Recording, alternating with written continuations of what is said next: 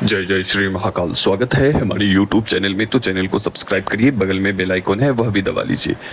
आज हम एक लाइव के माध्यम से साधकों के कुछ प्रश्न थे कि कोई भी अपना व्यक्ति छोड़ कर चले जाए तो उसे कैसे प्राप्त करने हैं। जैसे अपना वाइफ, पति हो गए, पत्नी हो गए या पुत्र हो गए, घर छोड़कर चला गया है, या किसी भी व्यक्ति को किस प्रकार से मनाना है ताकि वो आपके पास आ जाए, वापस लौट जाए। ये पति पत्नी के ऊपर का सिस्टम है। वशीकरण प्रेमी प्रेमिका के लिए ये चीज़ें नहीं हैं, ठीक है। ये पति पत्नी में अगर किसी भी प्रकार की अनबन है, वो अलग हो चुके हैं, तो उन्हें वापस प्राप्त करने के लिए, वापस लाने के लिए ये क्रिया आप कर सकते हैं, ठीक है। अगर पति कहीं आपसे दूर चला गया है तो उसे वापस मंगाने के लिए क्रिया कर सकते हैं, या पत्नी आपसे दूर चले गए हैं तो उसे प्राप्त करने के लिए, वापस मंगाने के लिए ये क्रिया कर सकते हैं। या पुत्र आपका कहीं बाहर चला गया है, दूसरी स्थानों पर चला गया है, अपने माता पिता की बात नहीं मानता है, तो ऐसी स्थिति में इस क्रिया को कर सकते हैं। अगर कोई भी व्यक्ति खो गया है, जैसे कहीं चला गया है, ढूंढ नहीं रहा, मिल नहीं रहा है, और आप चाहते हैं उसे वापस बुलाना आने के लिए, तो इस चीज़ को कर सकते हैं। तो चलिए आज हम बताते हैं। आपको मैंने लाइव में भी करीब बताए थे इस उपाय को, तो विशेष साधकों के अनुरोध पर इस क्रिया को हम दे रहे हैं। तीन आपको धतूरे के पत्ते लेने हैं। 3 धतूरे के पत्ते लेने हैं। उस पत्तों के ऊपर जिसे प्राप्त करना चाहते हैं उनका नाम लिख लेना है। तीनों पत्तों के ऊपर कैसे लिखने हैं? आपको सिंदूर, शहद और हल्दी से इन तीनों को मिलाकर आपको एक पेस्ट तैयार करना है, घोल तैयार करना है। उससे आपको लिखना है जिसे प्राप्त करना चाहते हैं, वापस बुलाना चाहते हैं। नाम लिखने हैं। उसके ऊपर आपको एक छोटा सा स्वास्तिक बनाने हैं। नीचे आपको एक स्वास्तिक बनाना है। फिर जिसका नाम लिखा है उसके दाहिने तरफ आपको स्वास्तिक छोटा सा बनाना है और बाएं तरफ स्वास्तिक बनाने हैं। जो उच्चिष्ट गणपति का स्वास्तिक का चिन्ह है उस प्रकार से आपको बनाने हैं, थोड़े टेढ़े कट टाइप के।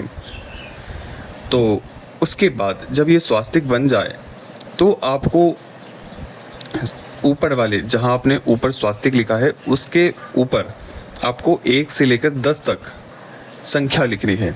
फिर नीचे जो स्वास्तिक लिखा है 1 से लेकर 10 तक आपको अंक लिखने हैं। फिर आपको उसे लपेट देना है। लपेट कर 3 अलग अलग धागों से बांधना है। और इसको करना क्या है कि पहले धागे को लाल कलर के, काले कलर के और हरे कलर के, इन तीनों को लटकाना है। किस प्रकार से? एक डाली के ऊपर, किसी भी पेड़ के डाली के ऊपर।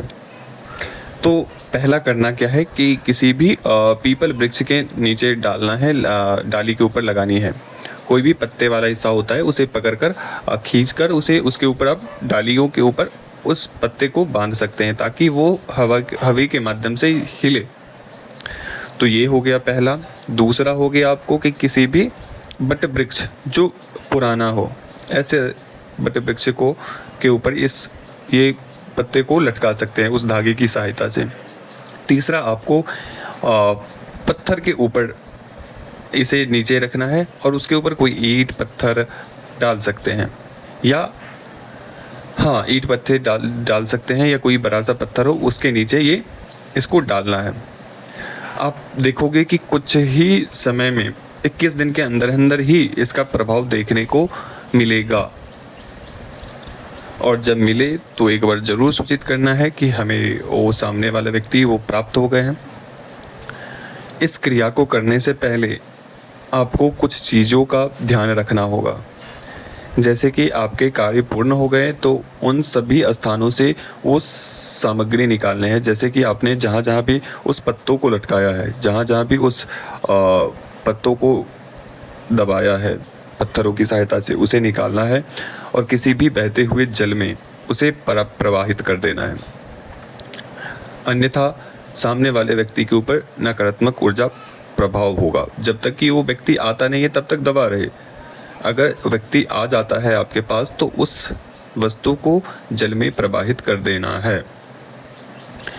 और जब आप ये क्रिया करेंगे तो आपको इस क्रिया को करने के लिए एक पास होना चाहिए, क्योंकि ये सभी साधकों के लिए है। जो गुरु दीक्षित है वो भी कर सकते हैं, अगर जो गुरु दीक्षित नहीं है फिर भी वो लाभ प्राप्त करना चाहते हैं तो इस क्रिया को करने से पहले आपको थोड़ी सी सरसों, 5 लौंग, सिंदूर, थोड़ी सी कपूर, इन सबको मिलाकर और अपने बाजू के ऊपर बांधकर फिर ये क्रिया करें,